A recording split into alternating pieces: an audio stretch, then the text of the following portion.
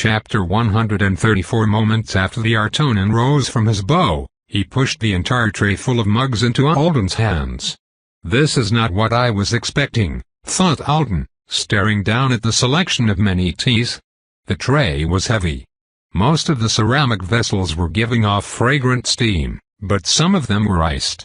He remembered Stuart saying he'd had to drink 8 cups of Wevy before first meal one morning to be polite to the Leaf Song faculty, and he wondered if he was about to have to do the same kind of thing. Wasn't I just standing on a possibly broken bridge? The span, said Alden, while the Artonan studied him. He had metal iris rings, like Stuart's, though they were a shade of pale brown that almost blended in with his eye color. I was on the bridge, and the water was trying to pull it down. The people there. Do not worry, the Artonan said in very clear English. Earth's contract is performing to the best of its capabilities, and its capabilities are substantial. I wasn't expecting you to arrive with a companion. There was nothing at all reproachful in the tone, but Alden wondered if he'd done the wrong thing. How could it have been? I was just trying to get somebody away from trouble and help out the others. I didn't know I'd be coming somewhere more exclusive than a shelter. Maybe he should have suspected something like this, given the swiftness of his exit compared to everyone else's, but he'd had a lot on his mind. Mr. Dandelion was wringing out his Club Dandelion tank top onto the floor. This man was on the bridge with me, Alden said slowly. It was dangerous there. I thought bringing him with me would be helpful. Of course, said the Artonan, bowing his head once. You were accomplishing all you could with your skill. I understand. I'm Marx. Dandelion said. The letter S on the end is for luck according to my mother. So we're going in some kind of escape plane? Sounds great to me. If there's room for more, I've got some friends, my girlfriend. You've got ways of calling people from here, I bet. You can make the system send messages like normal? He stepped over and reached for the nearest mug of tea. My name is the Radiant Single Quote H, said the Artonan. I'm sorry to meet you both under such unpleasant circumstances. That is a butterfly pea flower tea, Marx. You may have the cup. It's a short walk to the train. A team has been summoned to keep the line running in the event of flooding, but we are endeavoring to clear this area swiftly so that the avowed assigned here can head to more populous neighborhoods soon. Please enjoy your drink while you follow local evacuation orders. Oh shit, thought Alden. No company allowed. The Radiant Single Quote H sounded polite and professional, but there was not a hint of wiggle room to be found in that voice. Alden couldn't imagine this going over well. And it was his fault even if he'd only been trying to make himself useful. He held his tease and tried to think of some way to smooth it all over. So there are evac teams helping out nearby, he said. And the neighborhood's almost empty already? That's great. The span was chaotic, and I didn't see rescuers other than Plopst. Now wait a minute, said Marx, narrowing his eyes at the Radiant Single Quote H. Why am I supposed to go to a train if you two are taking a plane? I'm sorry, but there is no plane. Only a single flyer. Its course is preset, so even if there were room for your friends aboard it, there would be no way for us to retrieve them. The Radiant Single Quote H walked over to one of the shuttered floor-to-ceiling windows, and hooked a finger through a latch Alden hadn't noticed. When he pulled it open and pushed aside one of the heavy shutters, the window revealed itself to be a door that opened onto a veranda.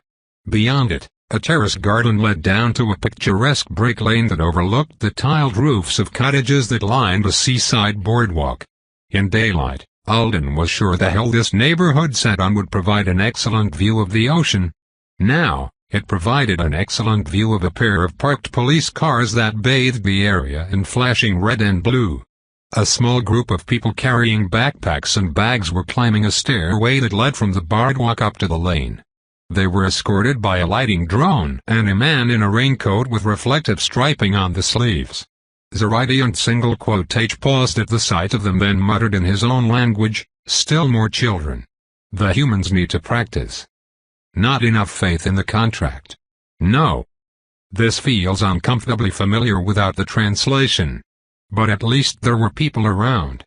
Come with me, Marx." The Radiant Single Quote H motioned for him and stepped out into the rain, Don't be afraid for your safety. The evacuation teams are taking everyone to secure locations. There are no shortages, and there will be very minimal danger to those who arrive promptly. Marks looked over at Alden. Don't you have anything to say about this? Alden's brain shuffled through options. He wanted to point out that if he was going to beg a person he'd just met to give strangers access to what sounded like a limited escape resource, he wouldn't do it for Mr. Dandelion when there were more endearing people in plain sight. This guy had already been rescued 3 times tonight from his own stupidity by Alden's count. Once by the guys stopping to free him from the traffic pileup he'd only been in because he'd refused to leave his car, once by talking him out of just standing around waiting for someone to carry him to and once by Alden giving him a free ride from a bridge under oceanic assault to this place, where there were professionals directing people to safety. My classmates are still stuck on the span. You're here on land. There's a kid with a Yui plushie climbing the stairs with their family. Move your own ass this time. He took a breath. Marks is scared. Everyone's scared. Don't make it worse. Do the right thing. He actually wasn't 100% sure what the right thing was.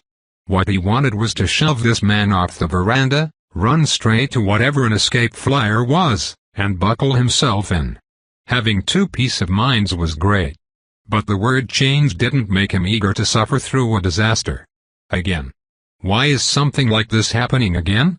Less than an hour ago, I was hanging out in the mall with everyone else, and now, the alerts he still hadn't dismissed were shining in his eyes. I'm really sorry my teleport didn't take you to Marks, he said, trying to sound as calm as the ambassador's assistant. I can go with you and everyone else to the train station to make sure you get there safely. If that would make you feel more comfortable. Or I could help with, fuck, said Marks, glowering at him. I should have known some rabbit globy wouldn't follow the rules. I'm a D, you're an A. You think about that. Think about that on your private jet while you leave. There's not a jet, Alden protested. He just told you. And I don't know what you think I can do for you that I haven't already done. Do you want me to carry you to a shelter in my arms? I don't see how it would make any sense. I probably don't have many more physical foundation points than you. I might even have less. And I'm a B, and I don't have any powers that make me immune to floods. What about this house? Marks demanded as he rounded on the radiant single quote H. You're not letting people in? Just keeping it all to yourself. The house isn't a safe location, except for the natural safety provided by its position on a hill. This entire neighborhood is being evacuated. There is no magical shielding on this structure, and there are no wizards currently in residence to offer protection to Avowed. Ambassador Bashner must refuse you this household's hospitality tonight for your own well-being. The way the assistant delivered the news sounded rote, and Alden wondered if it had been delivered to others already tonight. Marks suddenly threw the mug of tea at the floor hard. The ceramic bounced instead of shattering, but Alden still jumped enough to make the other mugs rattle on their tray. He felt himself stiffen up. He wondered what his body thought they were going to do if Marks got violent. Do I hit him with my many teas? Do I swap targets and try to turn this tray into a shield? Or? His aureate shifted against the skin of his wrist. But instead of making even more of a scene, Marks turned and stalked out the door. By the time he hit the lane, he was waving toward the officer and the family and calling, "Wait up!" in a voice that was almost cheerful. Alden stared after him. I guess he tries nice to get what he wants then switches to angry and forceful when it doesn't work. He now understood why Rather had been looking so unfriendly when he'd found Lexi yelling at this guy. I'm sorry, he said. I couldn't just leave him on the bridge. Don't worry, said Zaridian single quote H, looking slightly distracted. He was squinting toward the family climbing the hill. That's Mrs. Chondola. She is a reasonable person. Why? I must speak with her. I'll be right back. He took 2 steps out the door into the rain, then turned around. By the way, Alden Riabi single quote T, I'm female. Hip width and nape hair aren't good indicators in my case. I have noticed humans are less embarrassed by such misapprehensions if I clarify as soon as possible after our first meeting. Please enjoy your beverages. Oh. She was already running after Marks, lifting her extremely long braid as she hurried down the veranda steps with a practiced air of someone who was used to keeping it from dragging. Alden's first thought was, crap. I did so good at leaf song. I was bound to get it wrong at some point. His second was, how many of them had noticed me checking their hips? He was sure they didn't really care, but he'd also prided himself on doing it quickly and unobtrusively. H was even wearing relatively form-fitting clothes, light brown trousers and a darker brown sweater with a cowl neck. Wizards were sometimes dressed in layers upon layers of fabric. The assistant's simpler outfit had given him false confidence in his first guess. She had told him to enjoy his beverages, but there was no table in this room for him to set the tray on. And he was nervous about Marks's behavior still. He stood at the door, watching the Artonan talk to the group who'd just reached the lane. She used very human hand gestures, but she used them a bit too much and a bit too emphatically. She must be trying hard to communicate human style. Her English is amazing. It would make sense if the ambassador himself spoke an Earth language or two. Although it did seem to be a position with a lot of turnover. In an Ancestran history lecture Alden had attended for exit credits during intake, he'd heard at least 3 different ambassador so-and-sos mentioned. But even if the ambassadors had to learn local languages, he wouldn't have expected all of the staff to be so fluent. There were a couple of other surprises, too. For one thing, the ambassadorial residence wasn't in F, with a larger building that was the official embassy. The Artonans must have wanted to be fair to Apex. Either that, or they just preferred this very cute seaside residential area on the western point of the crescent to the urban tangle around their office.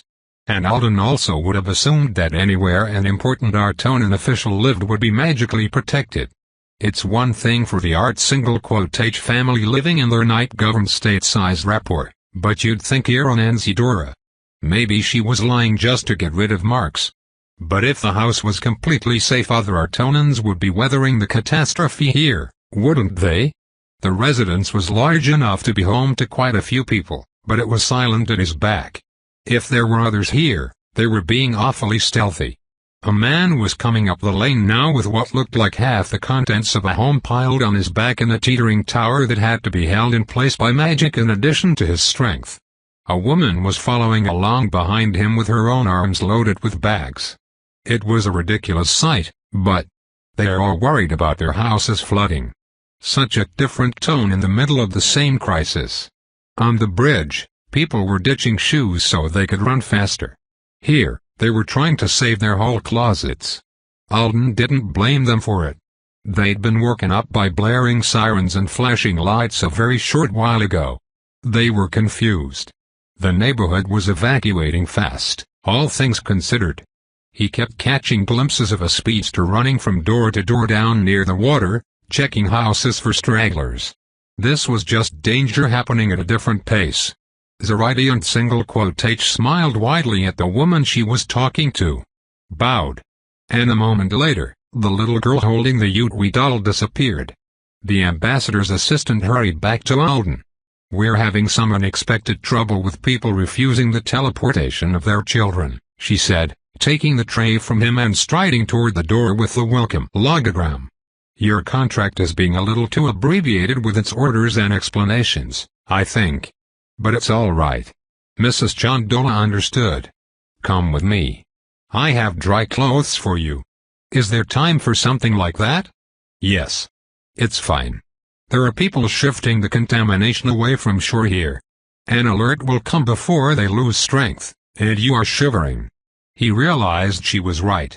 He was drenched in frigid seawater, and the wind on the bridge hadn't helped matters. He had a lot of questions to ask if she was a person who had answers, but first, is there a way to find out if my classmates are okay without distracting the system from its work? Please call me Zaridi if the familiarity doesn't make you uncomfortable. I prefer it. I will help you. And there is some business for us to complete together. Do you like sugar in your tea? Line of asterisks. The Artonan woman led him through the mansion so quickly that he wouldn't have had time to appreciate the floors, tapestries, and alcoves full of carvings even if he'd been in a touristy mood as opposed to a stressed and slightly dazed one. She took him to a windowless parlor that was probably for the residents to socialize and smoking, if he was right about those little bowls on the side tables being some kind of ashtrays. Beside an open suitcase, a few supplies had been laid out on a long sofa covered in silky gray fabric, as if someone was meant to inspect them before they were packed away. Me, I guess. This was surreal. Did you prepare all of this for me? Just now? Over the last half hour. While sirens went off and everyone else evacuated. Why? Not exactly. Zoraide was looking at him with one eye while the other scanned the items on the sofa. I did run to one of our neighbors' houses to purchase clothing for you. I didn't know what state you would be in when you arrived, and I hoped you might take comfort in having some casual human garb with you. Everything else has been prepared and kept ready since your return to Earth. I thought you would be presented with it very soon after your arrival. I assumed the ambassador would meet with you at once to ascertain your well-being and discuss your status with you. There was a brief pause. I failed to anticipate his pace. I'm sure he wished for you to be settled first, and there was no reason to rush. She sounded very, very polite. Alden didn't know if she was dissing the ambassador or herself or merely stating facts. This is all because of Alice, Knight Alice Art's single quotations commendation, he said. He chose to use the Artonan word for night. The one with all the subtle layers of meaning he still hadn't fully unpacked. Hntion was probably how he would spell it if someone asked him to, but it had an unusual first syllable, even by the standards of a language that had been forcibly unified during its history by people who didn't want to leave out any of the cool sounds their species could make.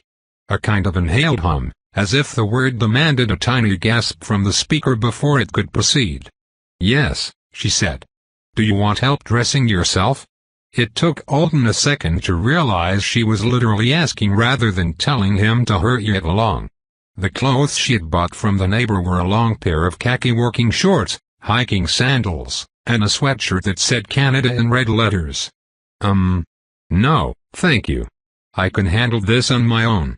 He stripped off the poncho. There was no good place to drop it and he'd already trailed water through the entire house without her complaining about it, so he just let it fall onto the floor.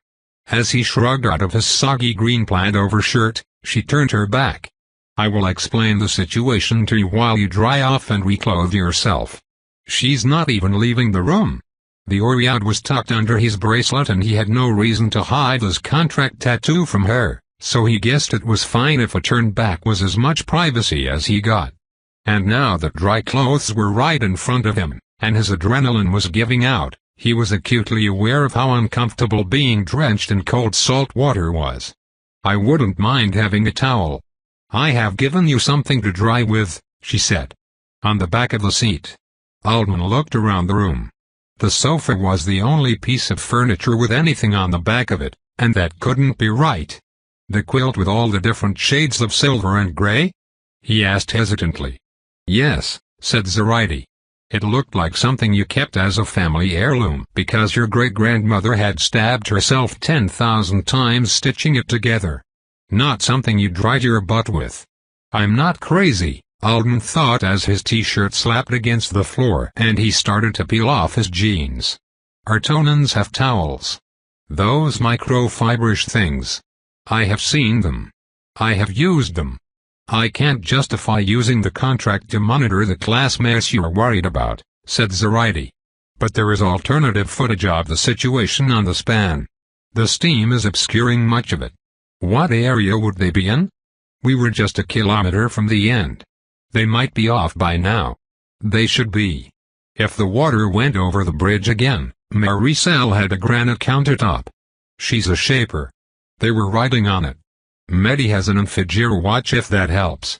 I will search for them while I talk to you. First, do not be overly alarmed by the fact that you have been summoned for special evacuation. Most of the people with insight at this early stage do not believe that Earth has a serious problem. This isn't a serious problem. It's a problem for Nzidora. I speak on a global scale. That's better than nothing. Zoraide went on, however, In the unlikely event that this incident or a future one leads to a catastrophic erosion of the contract on Earth, you will priority.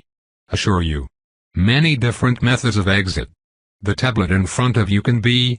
Stop, said Alden. He was staring down at the tops of his bare feet. The extremely beautiful blanket that was clearly not intended to be used as a towel no matter what planet you came from was wrapped around him. I don't think I haven't really heard anything since you said the system might collapse. Zoraide turned to frown at him. It's important that you remember all. I'm sorry, Alden said in Artonan. He felt like he needed to apologize in her language. He had the impression that she might have been speaking for quite a while before he stopped her. The thought of the contract failing causes me pain. I'll listen now. It was interesting how having an incomplete vocabulary to work with could force you to be more honest than you really wanted to at times. Right now, he couldn't seem to come up with words that would politely brush over the matter. Zoraide and single quote stared for a few seconds, then her expression softened. I will explain again. The contract doesn't appear to be in danger to those who are now studying the situation. However, it is behaving with extreme vigilance. Failing to anticipate an incident at Matadero is unprecedented for it.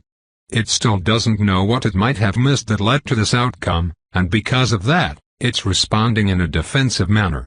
One of the effects of this is that it doesn't wish to initiate exit teleports from Anzidora at this time. And there's no reason to force it to when we have another option prepared. Do you understand? Yes, said Alden. No. Why? Its reasoning is complex. Drain on resources, the potential for an inimical about to escape and instigate a second attack in another location while its focus is here, and a desire not to choose usual courses that might have been anticipated by enemies are parts of the whole. The system's panicking and playing chess with an unknown enemy at the same time. That was what it sounded like she was saying. She had turned her back on him again, so he went about dressing himself in some other guy's clothes while he listened. What it boiled down to was the fact that Earth was almost definitely not about to dissolve into an unsalvageable puddle of chaos. But since the possibility wasn't completely off the table, the Artonans were quietly rolling forward with the first stages of planetary evacuation. Apparently planetary evacuation, in its most desirable form, involved mass teleportation from secret locations. The flyer, designed to provide an escape from a wide variety of crises, would take Alden to one of those places now with no involvement from the system at all. He was paying attention to Zoraide and single quote this time, but he was still reeling from the pace of it all. And from the sudden need to redefine which incident he was being saved from. You didn't bring me here to protect me from the ocean, he said, just to confirm it. As I told that man you carried with you, and several others tonight, there are many places on Anzidora for people to shelter. Having you directly teleported to one of them would have been a simple matter. I brought you here because one of our last flyers is here. You will be among the very first to arrive at the planetary evacuation site. The Canada sweatshirt hid Alden's wrist thoroughly, so he unhooked the itchy wet leather bracelet and shoved it into the pocket of the shorts. A quick shove had his ori out settling into place farther up his arm. The system says the probability of chaos exposure is low. It is. It is so low that the ambassador was somewhat annoyed that it was mentioned in the alerts at all. So it's low. But you're starting preliminary evacuations for the apocalypse anyway. Should we wait? Okay, there was definitely some sarcasm there. What about? The number of things he wanted to ask was creating a mental clog. Aren't there some other people who should leave first? If there are, then they are already in possession of the means to do so. There were a dozen flyers here at the house and 5 times as many at the embassy. Others were in the personal homes of the Artonans and avowed who were assigned them. Alden watched the water from his clothes pool across the floor. Leaving Anzidora to get away from what was happening here was a simple enough idea for him to get a handle on it. Leaving Earth to fall to chaos and never coming back, even though it was just a tiny possibility, was not computing well. Zoraide, obviously deciding he'd had plenty of time to put some clothes on, turned around and walked over to the sofa. She picked up a shiny metal ball. This orb functions as a beacon in the event that your flyer crashes. It will also be useful if you fail to make your destination in time and must escape into space. So that's an option too, huh? She must have heard the high note in his voice. I will schedule a meeting with you after this is over and you return safely to Unzidora. I will explain it all in more detail, she said gently. If the ambassador doesn't have time, I'm sure he will not mind me taking on the task. She tucked his stranded-in-space beacon into his Earth's-about-to-die suitcase, then moved on to the next thing. This is your personal medical kit, she said, opening a shoebox-sized container and holding it out for him to see. Neatly packed potions, injectors, a stubby-looking stick, and something like a glue gun greeted him. All of the dosages are tuned to your body size. I have translated the labels into English for you. Instructions are in the booklet at the bottom. She really has been prepping all of this for a while then. The medical kit went into the suitcase beside the beacon. It is inconvenient that some of the things in your kit are illegal for Avow to possess and use here. From now until you return, you will be on or within property under Artonan jurisdiction, so please don't fret about legal consequences. I've got too much other stuff to fret about anyway. This tablet will be kept in storage for you at the embassy and frequently updated by staff. At the start of any future emergency, it will be transported to you directly or it will be waiting for you at your final evacuation site. Its last update was 10 days ago. Alden hadn't realized the thing she was holding was a tablet. It was thick enough to be used as a little steps tool. What's on it? A copy of the internet, said Zoraide. A copy? Of the whole internet? Yes. For your entertainment, education, and to remember your people by. Their eyes met. Not that the last one should be taken too seriously, the Artonan woman said. Someone, a well-meaning person, had the idea that humans might appreciate having their own personal copies during trying times. And giving these out to many trustworthy people ensures the survival of the information. Are you the well-meaning person? Alden asked. The tablet is also how you make your official requests known to deciding parties during an emergency. She handed it to him and pulled back the cover on the screen. A stylus rolled down, and he caught it. There was a form glowing there, waiting for him to fill it out. You are allowed to name 2 people. Their evacuation priorities will be changed to match your own. Alden looked down at the form then back up at Zoraide and single quote H. Thank you. She nodded. He wrote in the names, and the form faded. A moment passed. Zoraide seemed to be looking something up with her eye rings. It's inappropriate of me to. I feel obligated to mention that one of the people you have named is an avowed of high rank and unique ability. I know. His own evacuation priority is significantly lower than yours, but in many planetary loss scenarios, he would still be saved. My people have a responsibility to avowed. Even those who have rejected the contract. If that was a factor in your decision, you can change your mind.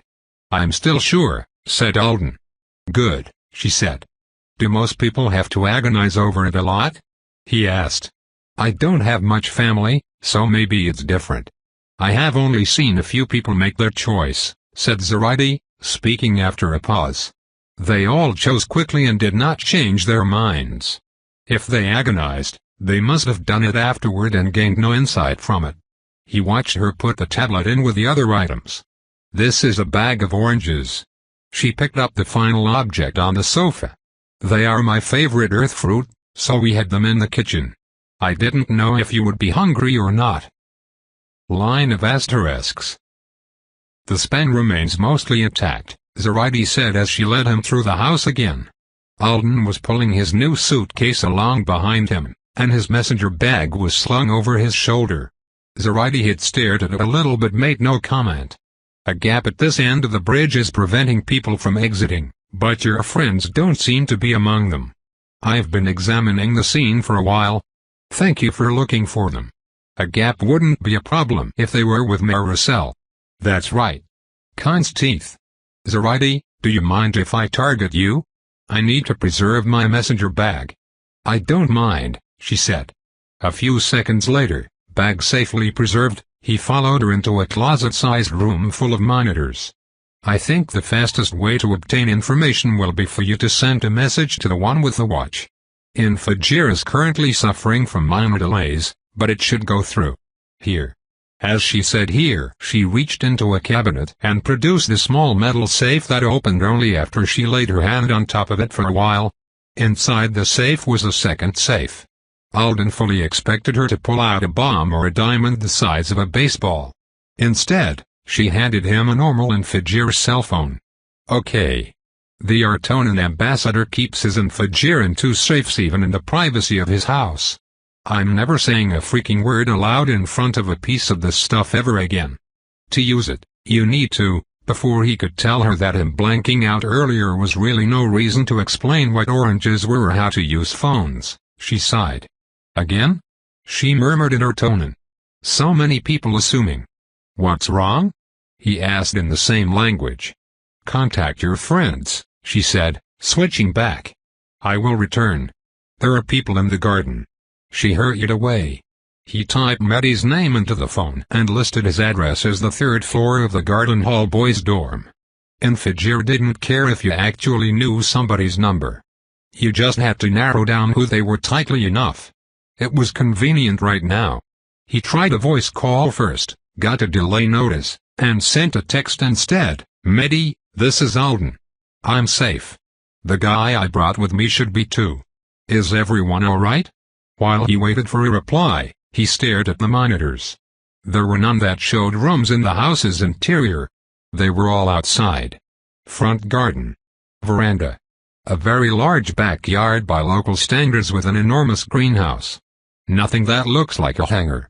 Motion on the veranda monitor drew his eye, and he watched Zoraide on single quotate using her big human hand gestures to explain to a group of 4 people, 2 middle-aged men and a younger man and woman, that they couldn't come in. He could practically hear the conversation through the way her arms moved. Abo, she's so very sorry for the unpleasant circumstances. A sweep of her arm toward the water with a shake of her head. No, the ambassador isn't here and the house isn't floodproof. Pointing at the place where the police cars had been and then north, toward the train station. Please go that way. You've only just missed another group. Alden watched the pantomime. They are not happy with her answer. One of the men was pointing angrily at Zoraide herself and then up at an angle.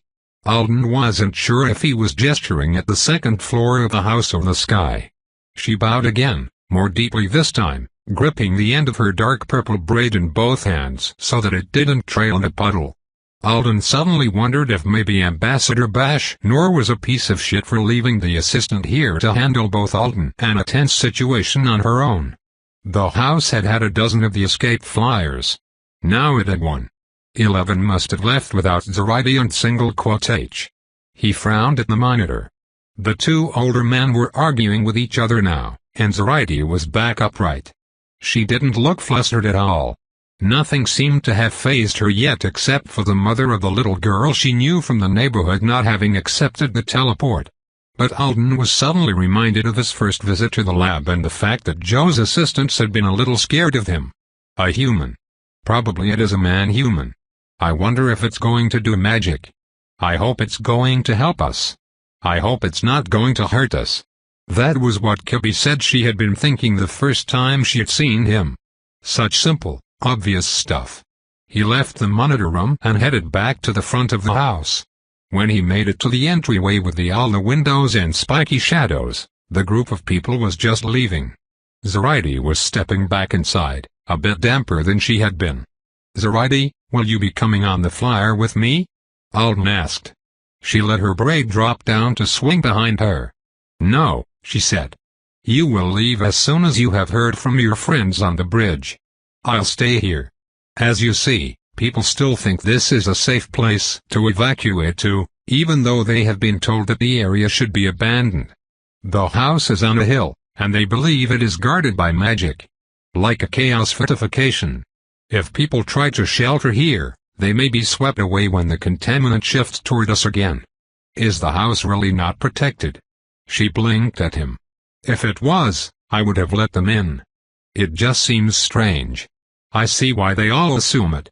The ambassadors come and go so often, said Zoraide. It's a good way to get experience on Earth and gain a larger voice to influence the committees that make decisions about your species. Many ambassadors have fractious relationships with their predecessors, so they all prefer to install their own personal security measures. Ambassador Bashnor's protective enchantments are contained in a portable form. He took them with him to protect the chambers of the Anisidran High Council while he met with them. "What about you?" Alden asked. "You're just going to stay here, trying to make sure nobody tries to use the house as a shelter?" "Where will you shelter?" She smiled. "You are kind to worry.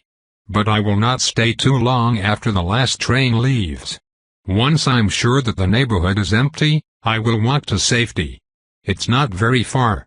If safety was the nearest inland skyscraper, as Alden suspected, then it was a very long walk. "I'll stay with you," he said. "You said it wouldn't be long until the last train, right? I'll stay, and I'll help you explain to the people who come, and then we'll both leave on the flyer together." Chapter 135 "No," said Zoraida single quotes as they headed back into the ambassadorial residence. "No," she said again while Alden looked at the cell phone worriedly. Still no reply from Mehdi. "No," the Artonan insisted, as they stood in the room with the video monitors. Alden was checking first them and then the phone screen. He started to peel one of his oranges just to put a little of his nervous energy somewhere. His eyes landed on a stack of something that looked like laminated beige paper. A chunky marker with a brush tip was lying on top. "You were making signs before I got here?" The first line of text on the top sign was in Spanish, the second in Chinese. He only knew what they were because she'd begun writing the third line in English before stopping halfway. "Please continue toward safety. This house is not." "That's a good idea. We can tape them up on the doors before we leave." "I will tape them on the doors before I leave," Zoraida said. "As soon as you are no longer in fear for your friends, you will get in your flyer and head to the planetary evacuation site." Alden assumed she was only all right with him waiting around on the phone because the Infigir couldn't come with him or wouldn't work if he took it in the escape vehicle. And she was trying hard, probably too hard, to be comforting. Oranges. Dry human clothes. All the tea. He had only drunk one black tea with sugar right after getting dressed, guzzling it for politeness' sake. He hoped she wasn't upset about that. "Do two people fit in the flyer?" he asked. "Not comfortably. So that's a yes. Why don't you come see it?" She was speaking in a coaxing tone even as her hand took up the brush marker and started rapidly finishing the sign in small block letters. "It's very nice." "I will," said Alden, digging his thumb into the orange peel. "Believe me. As soon as you're ready to leave, too, I will be in that flyer. And we'll fly away from this ocean-adjacent neighborhood. I'm seriously looking forward to it. By the way, why is the ocean acting insane? People on the bridge were saying it was chaos, but it's obviously not that. It's not corrupting anything." Zoraida single quotes rolled one eye at him while the other was fixed on the sign. "Some has given a human a. It's spilled," she said in her tone. "I didn't understand all of those words," Alden said. "Something about sinking? What say?" "Someone who has such limited common sense that they should have died of their own errors by now has given an avowed a sinker sender." She paused. "Unless one of my people brought it themselves and chose to crash it into the cube. But I doubt that. It would be such an expensive and foolish means of attack for a wizard to use that the institution which confirmed the wholeness of their education would revoke their diplomas and apologize to all of the true planets upon hearing of it.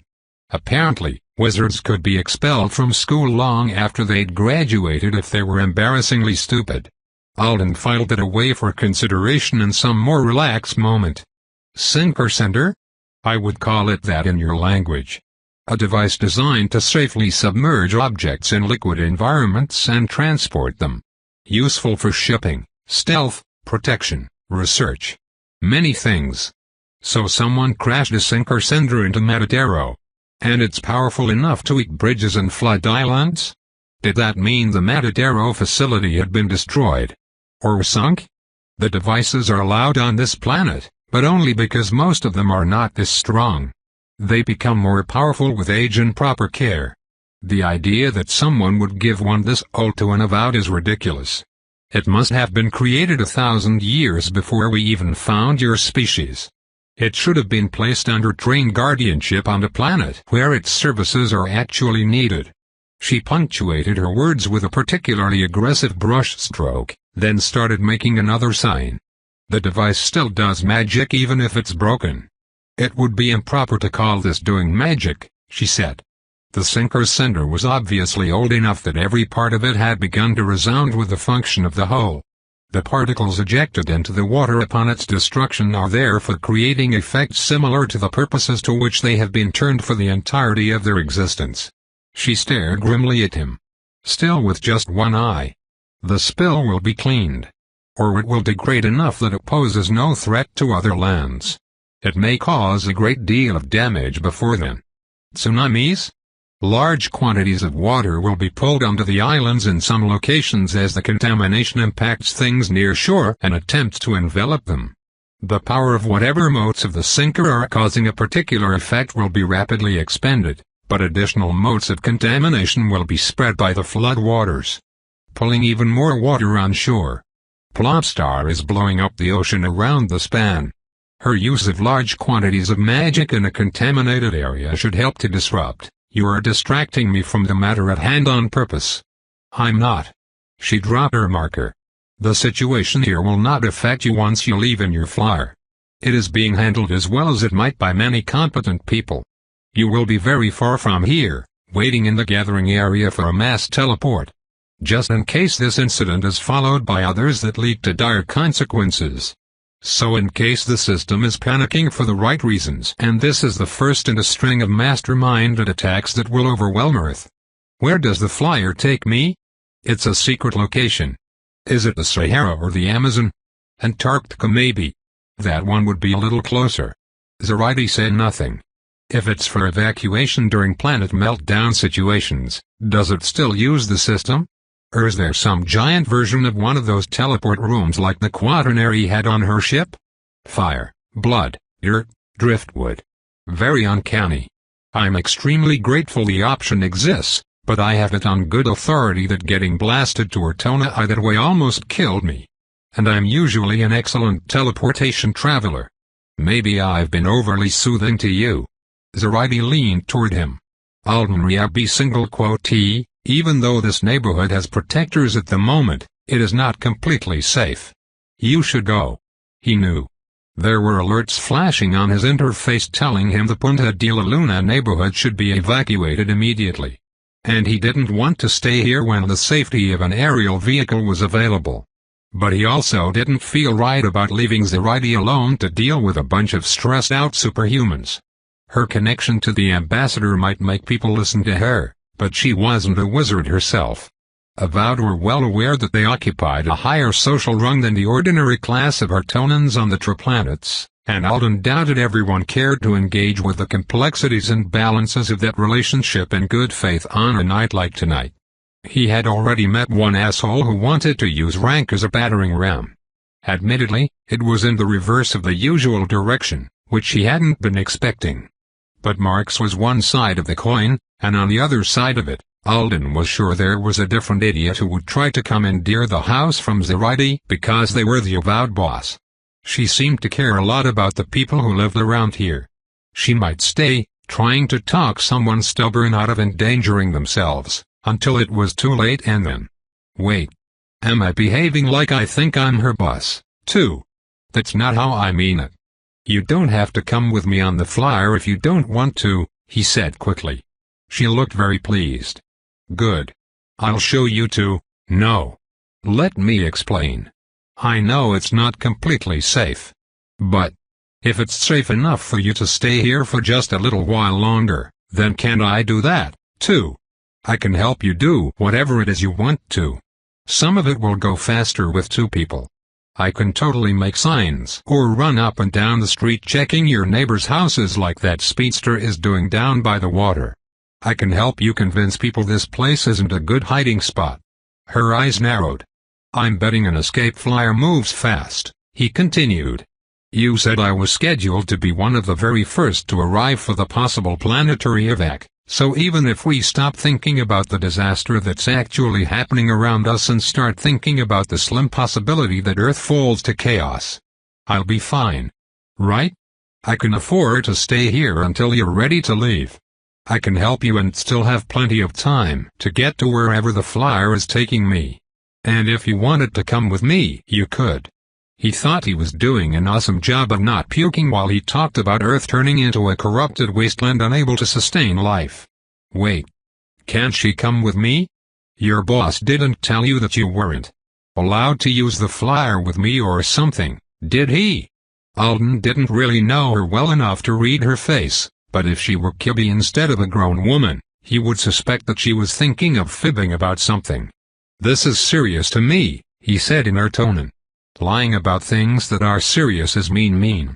Zoraide's jaw went slack, and her brows drew together until her forehead wrinkled. Did you just call me mean? No. I said it would be mean of you to lie right now when I am trying to make important decisions. He wasn't sure why Zoraide and stared at him for such a long time after he said that. Finally, she shoved the Infigir cell phone back into its containment safes and chose her reply. The ambassador would not object to me leaving Anzidora. And even at the planetary evacuation site, if all goes badly, nobody would object to me joining the first wave of evacuees. But you should leave sooner than me. Sooner than almost everyone. Not to be safe, but to be as safe as possible. Why? Alden asked. I promise I'm not that wonderful. You have an obligation. You must consider your true. My what? Zoraide took a deep breath. I don't know if you can fully understand of this, but your death might weigh on the minds of HN Tion Alisart HN Tion Viewlart Alden blinked at her, too confused to respond. Zoraide was staring at him with both eyes now. Her hands were clenched at her sides. Their lives are filled with difficulties you cannot imagine. No doubt they take great comfort from the idea of you here, living a life of peace and happiness on your mother world. Images of you may, through them at this very moment, giving them strength of purpose and the will to move forward through their trials. Excuse me, but that doesn't sound likely at all. Alden protested. I think you might have misunderstood some things. For you to die so young and so soon after they have dashed their affection in you. Why are we talking so seriously about me dying now? I am sure the commendation you have earned for your actions is not a political move by the Quaternary. Who said it was? Zoraide shook a finger at him. They obviously feel true respect and liking for you. Viewlart sent you a gift. Such an unexpected dash. I would never have imagined, You must not cause either of them to grieve. Alden was about to tell her that Viewlart was just mailing stuff for her little brother, since Stuart wasn't allowed to communicate with Avowed without supervision. If Alden died, View would probably shrug and think, meh. Baby Stu has a cuter Alden anyway. I always thought the sweaty one was a weird choice. But Zoraide was suddenly reaching for his apocalypse suitcase, muttering to herself, where is the human boy's medical kit? Why do you need to know that? He asked. You need to relax more so that you can calmly engage your brain and understand what I'm telling you. Oh my God, she's gonna trank me so that she can stuff me in the flyer and ensure that there is a 0.0% chance of an art family member feeling even a single twinge of sadness. I can't believe I was worried I was being too bossy. She is fully willing to boss me right off the planet. Alden looked around for a way to convince her that he didn't need to be protected this zealously and spotted motion on one of the monitors. A young woman was heading up the front walk. Perfect. Zoraide, someone's coming to the house again. She stopped rummaging in the drugs and looked up. Her expression turned alarmed. That's Becky. But she should already be gone. I saw her heading toward the train right after the sirens. Just a moment, Alden watched her hurry away. He took his medical kit and stuffed it into his messenger bag instead of the suitcase. Preserving the bag and contents around the kit should do the trick.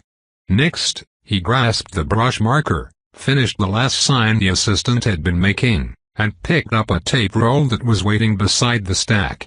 He grabbed the mini-safe even though he couldn't open it. For all he knew, you could still hear the phone ring from inside the thing. Then he headed toward the entryway. Zoraide had let the visitor inside this time, since the rain had picked up.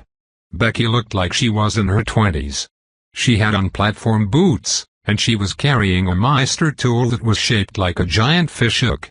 People were talking so much about chaos, Zoraide. And that's never happened before.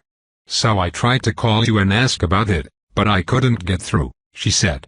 A man who'd been summoned once was saying maybe going to Kitama Tower wouldn't be safe if there was going to be chaos instead of just sea anomalies. And he was talking about how maybe the TC and the embassy building would be better, but how is anybody going to get down to F now? And I thought of this place because of all the times I've been here for the ambassadors' parties. Can't I stay with you guys? No, said Zoraide, shaking her head. I am very sorry for all of this. At this time, our residence isn't protected. But do not worry. As the contract says, the risk of any chaos exposure is low. The chance of an amount dangerous to avowed is far lower than that. Keep following all evacuation orders. Kitama Tower will be very safe, and I believe many shapers of water are being summoned. To Alden's relief, Becky took it completely in stride and seemed to believe the assistant. No arguing or shouting this time. She asked Zoraide if the party was still on for next week, then bounded off. Zoraide and single quotes leaned out the door, trying to watch her all the way to the end of the lane. The sirens had been shut off finally, but the sound of an emergency vehicle's speaker came from down below on the boardwalk, telling everyone that personal possessions needed to be left behind if they weren't necessities. You know that woman from the ambassadors' parties. The tape made a ripping sound as Alden pulled some of it off the roll. He positioned the sign at eye level on the interior of the glass door. Does he throw a lot of them? Zoraide was still squinting after Becky. All the ambassadors organize a lot of parties. Even the ones who do not plan to at the beginning of their terms end up hosting many after they have attended a few here and seen the state of things. Despite the circumstances, Alden couldn't help cracking a smile. Are you saying we suck so much at partying they feel like we need help? Instead of answering, she said, I try to know every avowed who lives in this area. If they do not mind knowing me. Some do. It must be important for an ambassadorial assistant to do that kind of thing. It is a privilege, she said. He smoothed the wrinkles from his tape and looked out at the rain. She pulled her head back in and examined his work with a critical eye. I know how to tape signs, said Alden. I'll go put up all of these others. I'm sure you've got like 20 jobs to finish before you can leave this place. I can handle this one. I can tell people the house isn't safe just like you do if I run into anybody while I'm taping. And if they get nasty about me being here, I'll say it's because I'm an S-rank who can walk on air or something. That'll move them along without the whole throwing dishes. And why do you get a private jet? Thing that we had to go through with Marks. That group of 4 earlier looked like they were hard to deal with, he said. Some people will be convinced faster by a human. Some will be convinced faster by the ambassador's assistant. With both of us working on it, we've got better odds. She sighed. The people who are familiar with this place are not unreasonable to assume it is open to them. Or that it is secure. Ambassador Bashnor has, on festive occasions, allowed the vow to test their powers against the house. Alden pictured a party reaching the extra sloppy stage and enter Toman, who looked like Joe for some reason, shouting, hit it with all you've got. My enchantments can take your puny human magics. I designed that skill. Of course such things leave an impression in the memory, said Zoraide. And shortly after the disaster alerts came, the flyers left with the other residents of this house and a couple of avowed who lived nearby aboard. That was visually noteworthy. I don't know exactly what humans thought they were, but the obvious assumption is that they are some kind of escape vehicle. The 4 that were here a few minutes ago saw them and wanted to know about them. Probably asking why the Artonans needed space airplanes if everything was really alright on Anzidora. kind of hard to explain that they're just getting a jump on a completely different scale of evacuation on the off chance that everything goes to hell everywhere. "Now you," said Zoraide. "Please let me stay as long as you do," said Alden. "I'm already out of the worst of the danger, and I would be ashamed of myself if I left you." He also had the feeling that Zoraide would leave in a more reasonable amount of time if he was around, instead of searching the entire area for stragglers long after she should have departed. She shut the door, dulling the sound of the speaker and the patter of the rain. "Would you really feel shame?" He felt his eyebrows lift. "I'm sure I would. According to a guy who would know, I have a problem with that particular emotion." "I understand then," said Zoraide. "I wouldn't want you to carry a feeling like that with you over such a small matter. Go put up the signs. Don't forget the back gates." Line of asterisks. Alden ran down the sidewalk, in too much of a hurry to appreciate the fact that his skill was active and the concrete beneath his sandals qualified as ground. His poncho was back in action so that he didn't get wet. He'd spread it out and frozen it in its extra dorky mushroom shape, so that he could move his arms beneath it. His messenger bag was connected to it by a piece of tape so that they counted as a single object. In his back pocket, the Infigir phone had a message on it that made him want to have a lengthy conversation with whichever one of his classmates had sent it. "Okay." Would it have killed Maddie to write a full sentence? What do two letters mean? "We're all okay. Glad you're okay." "I'm okay, but everyone else fell off the bridge. We have been teleported to Oklahoma?" He blamed Maddie for the pitiful message 50% of the time and Lexi the other 50%. He was confident the rest of them would have had the decency to type at least half a dozen words.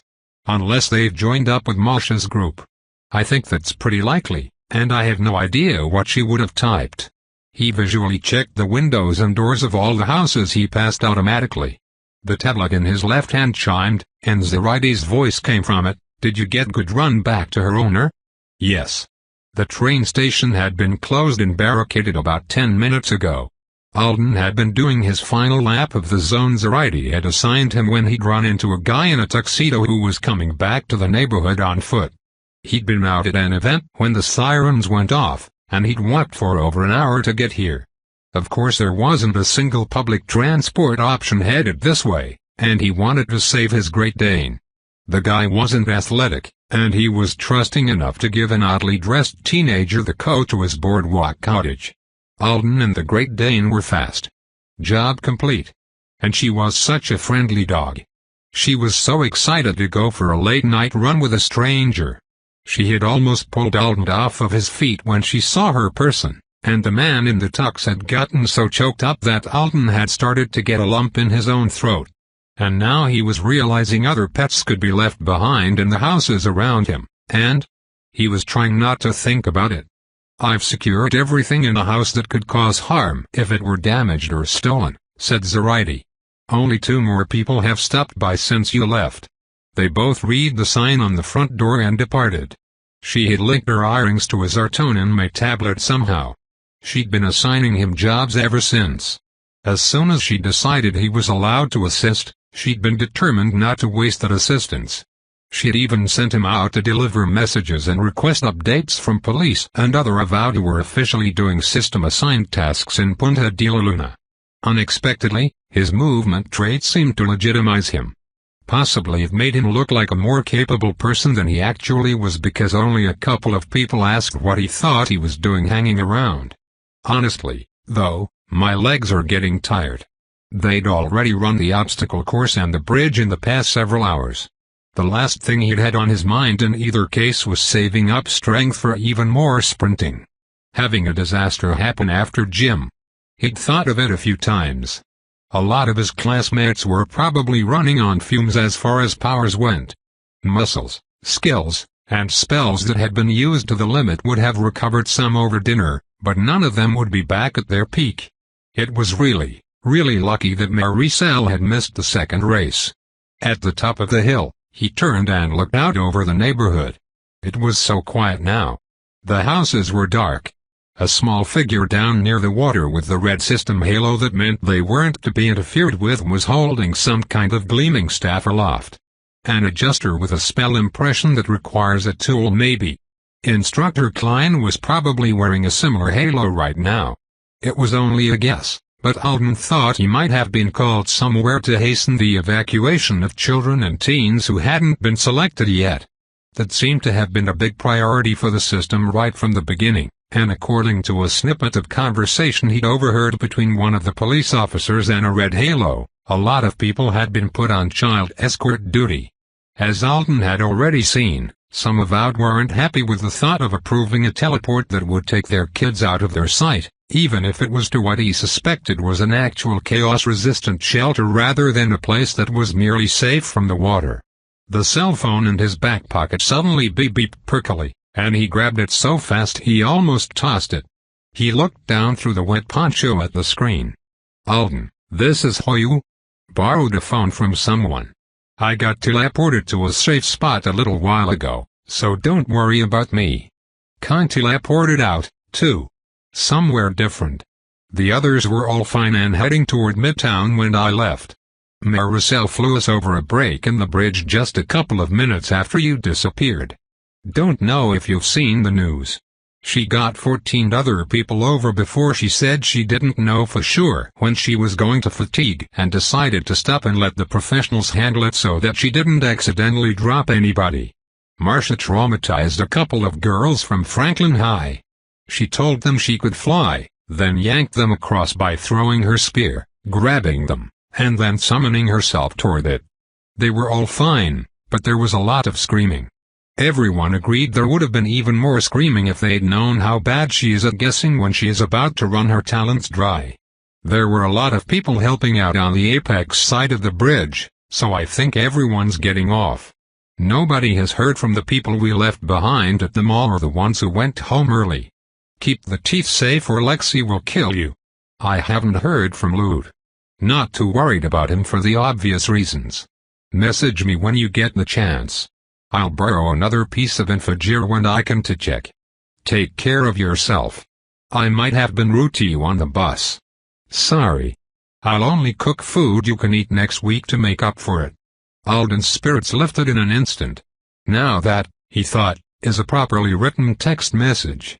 He read through it again, relieved that escaping from the bridge seemed to have gone as well for the people on the bus as he had hoped it would. Even if you couldn't exactly call a run that involved a bridge almost sinking, a car getting sliced to bits, Constantine smashing himself in the face with a vehicle, and everybody flying the last few meters to safety on a cracked granite countertop that Maricel had stolen, a perfect outcome. His eyes caught on the last line. "You don't have to feel bad about that, Hoyu. Of all of us, you're probably having the hardest night." He resisted the urge to check the phone's emergency updates. The highlight had been the same thing since he arrived here. The Nilima family neighborhood down in F, where Lexi and Con had grown up, was still flooding. He put the phone back in his pocket and took one last look at the tiled roofs and the picturesque lane. He could feel Zoraide on !H behind him. North side of the house. It was comforting to have that sense of his entruster. Useful, too. No way to get turned around on unfamiliar streets when he always knew which direction the ambassador's residence was in. He headed up the terrace garden path to the veranda. After he closed and locked the door, he pressed the tape on the back of the sign down one more time. "Hope you're still here in the morning," he thought. He found Zoraide in a room he hadn't seen yet. No wonder so many people want to get inside this place. The ambassador had a large bar in the residence. And those bottles lining the gleaming shelves behind Zoraide were definitely not full of mocktail ingredients. The assistant poured a little vial of something down the sink, then she pressed a button beside it, and blue flames shot up from the drain. "That's an interesting garbage disposal," said Alden. "If someone does break in, there are some substances in here that should not be consumed without the supervision of a knowledgeable person. I'm almost done pouring them out or packing them away. I bet there are. And is that some kind of a mechanical bull in the back? How strong would you have to make one of those things for Avowed to find it challenging? Would you like a drink before we go?" Zoraide asked. "We have mixers, tea, and wevy. You could take a jar of cherries for the trip?" "No, I'm good." He leaned over the bar toward her. Zarighty. You seem to still have access to a lot of information about what's going on even with the ambassador gone? She didn't seem to be using the system for communication much, but she had said some things that implied she wasn't on the same leave me alone while I'm busy hunting down your planet's enemies list that almost everyone else was on. For example, she hadn't said she couldn't use system resources to find his friends, only that she couldn't justify it. And since she could link up to some Artonan-made tech through non-system means, she was probably getting info that way too. I do, she answered. Matadero. Communications with Matadero are being handled through telepathic relay right now. Information about the precise situation there is not instantly available to me. But I still have news. What do you want to know? I don't want you to get in trouble for telling me anything. I know that the demon fight is always this completely secret thing with the people there on lockdown, and now that there's been an attack it's probably even more. She started to unscrew the cap from another vial. Just ask. I will tell you if I can. I may request that you put the spying device away first. Fair enough.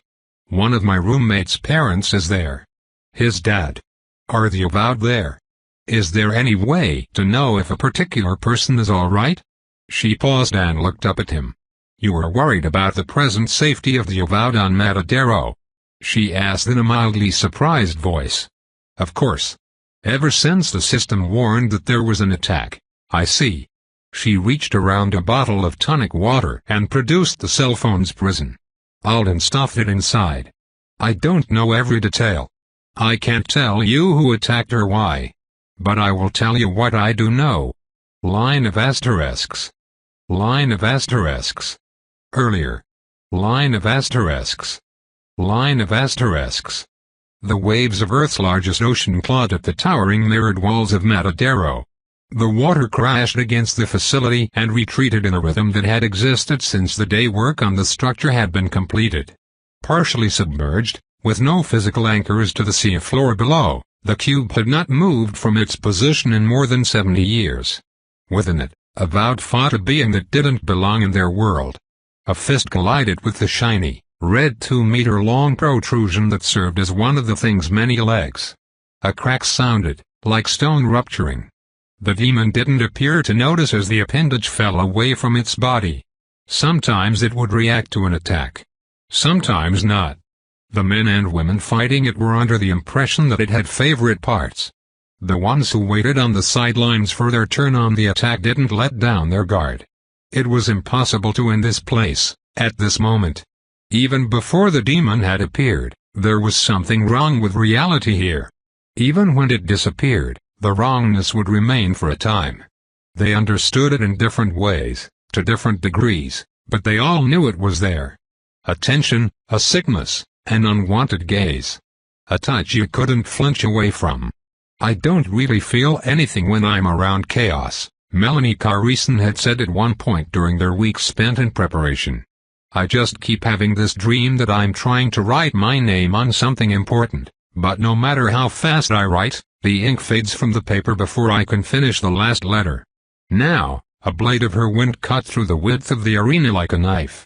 The other fighters all ducked or leaped to avoid it with practiced timing. The sharpened wind hadn't been aimed at the demon's body but at the area above it. There was some part of it there, unseen. Less an invisible limb for it to control and more a violent disturbance in the earth that occasionally lashed out madly. A cloud of something that looked like black sand burst into existence when the wind cleaved through that spot. A stench filled the air. They had been warned not to think over much about what the demon's body parts were or whether the things that happened when it was struck made sense. The effects of the chaos clashing with reality couldn't be predicted by the likes of them. Still, it was hard not to think of that strike as a small victory. And then a gasp came from the Sway standing on one of the protective barriers above them. The fighters didn't hear her. They didn't hear Ashurti, who observed their battle from above, ask her a question. They didn't hear her reply. They did notice when the demon died. It happened so fast that most of them weren't able to see the cracks forming, in a gash on the entity's back, in every battered or torn leg, in the mat roiling somethingness above it. They formed, widened, broke open. And from every break, more cracks spread. Many of the about had the impression that the demon simply fell apart instantly into 100 pieces at 100 seams they hadn't known existed. And then it continued to crumble as Escherty and Lindata dropped down among them. The two Artonans landed on the pile of fragmenting parts that had once moved like a semi-organized beast, and where their feet hit, the remains of the demon shattered like shards of glass. There was another puff of the black sand in the air. The chaos still filled the area, but to those who had the attention to spare for it, its creeping presence seemed to have been suddenly muffled. Escherty said something. Most of the about looked startled. A few stared at him blankly. He looked up toward the magical barrier where the non-combatants stood. Two more wizards, the Sway Messenger, a group of avowed who had not been chosen to participate in this particular fight when the demon had made its appearance, and a blonde woman wearing raspberry-colored jeans and a turtleneck sweater.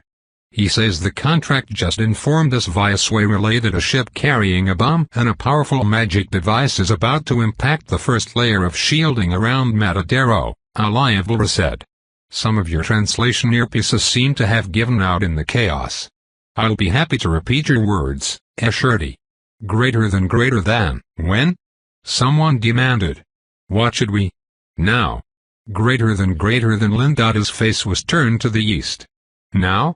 Greater than her partner asked. Right now, greater than she said. Line of asterisks.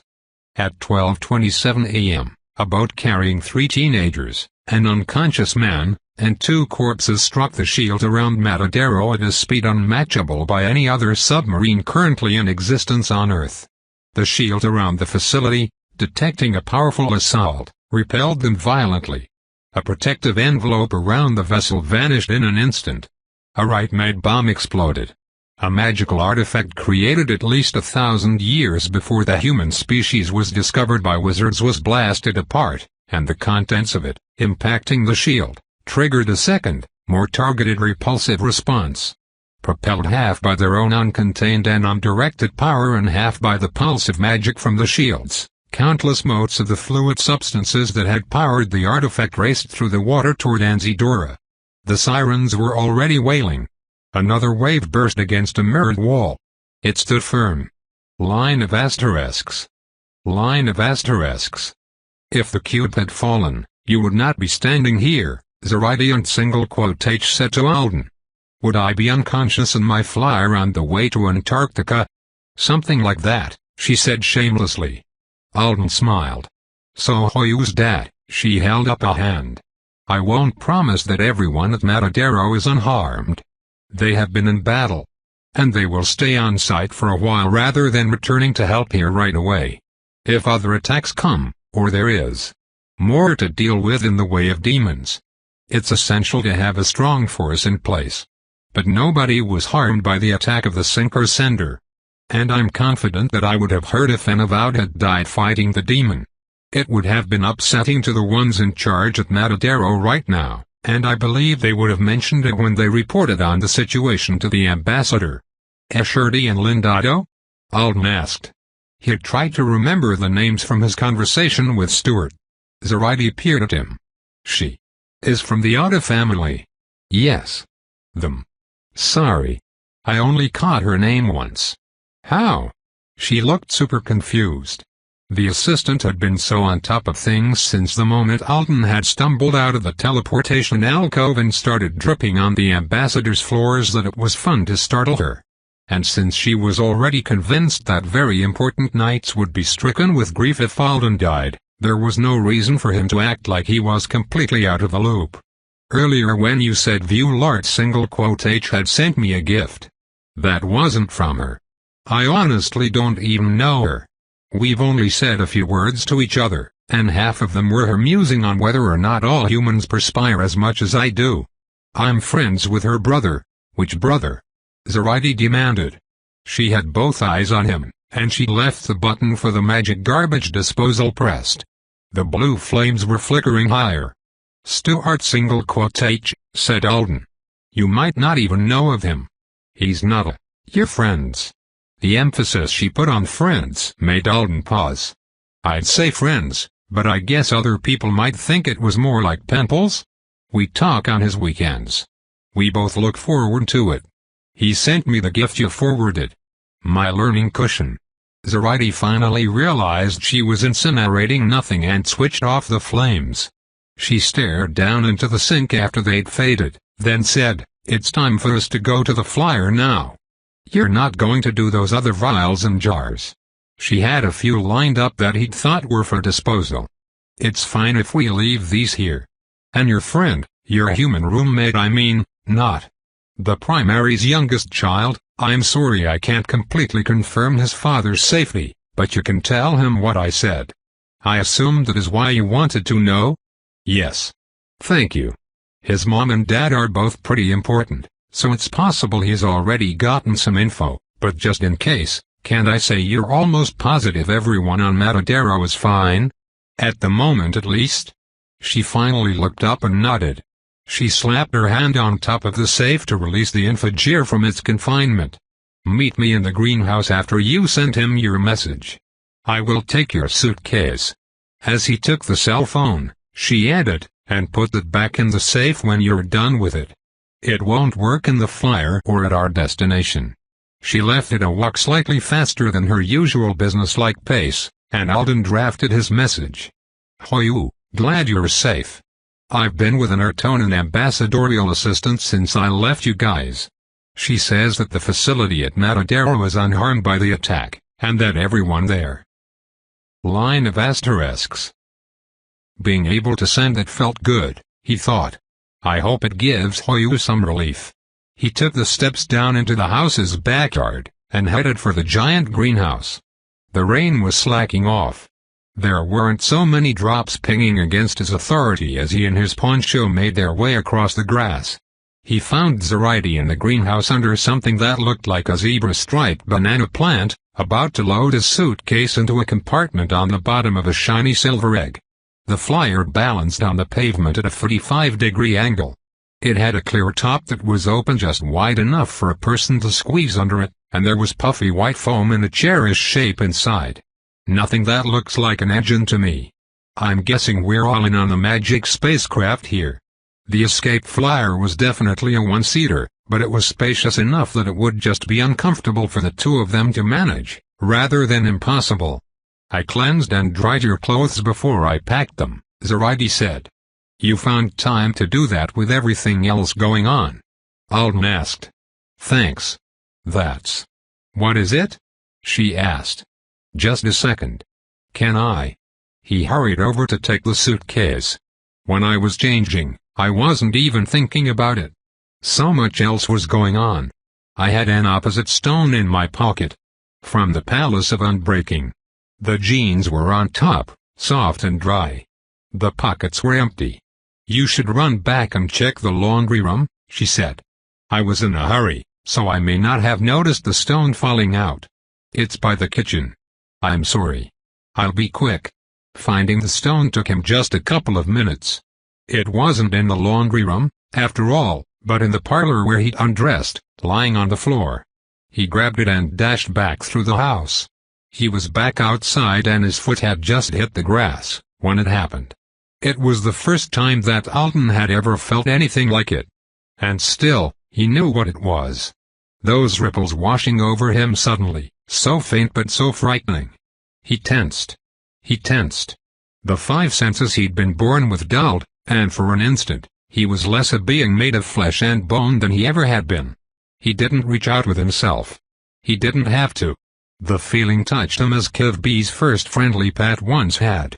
And he just understood. Those ripples were caused by another authority that knew how to make the universe move. They were a scream without sound. They were proof of a person flailing and rocking the waters around them in warning, in need, in fear. Zoraide. Alden's body made itself known to him again as he ran. He saw that one of the gates was open.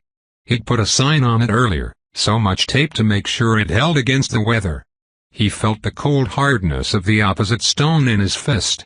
He smelled the clean scent of rain. He heard a man's voice shouting. His mouth still tasted like oranges. Tope continued,